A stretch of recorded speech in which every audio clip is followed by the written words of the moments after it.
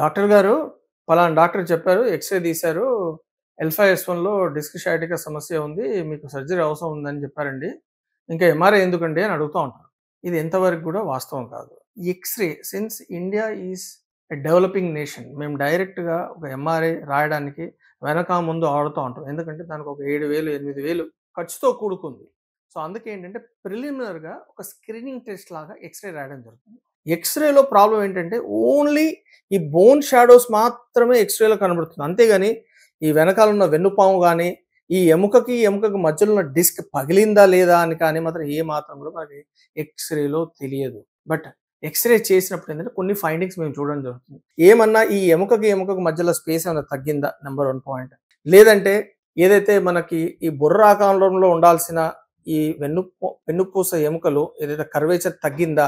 అలా ఉన్నప్పుడు ఏంటంటే డెఫినిట్‌గా పేషెంట్‌ని క్లినికల్ ఎగ్జామిన్ చేశాక ఏంటంటే దాంట్లో కూడా మాకు కొన్ని సైన్స్ అనేది ఎలిసిట్ అయితది. దాంట్లో ఏంటంటే పేషెంట్ 2 వాక్ చేయగలుగుతున్నాడా లేదా? లేదంటే హీల్ వాక్ చేయగలుగుతున్నాడా లేదా? కాళ్ళలో ఏమైనా స్పర్శ తగ్గిందా? ఏదైనా పవర్ ఏమైనా తగ్గిందా?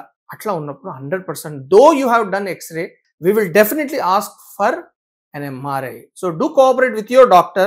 So he is not saying anything false. So X-ray can never substitute an MRI. MRI డెఫినెట్‌గా ఇన్ డెప్త్ విశ్లేషిస్తుంది అనమాట. సో స్పైన్ ఇష్యూస్లో. So if your doctor prescribes an MRI do get MRI. అంతేగాని ఎక్స్రేని చూసేసి మేము డిస్క్ షయాటికా సమస్య నుండి మాట్లాడడం అనేది తప్పు.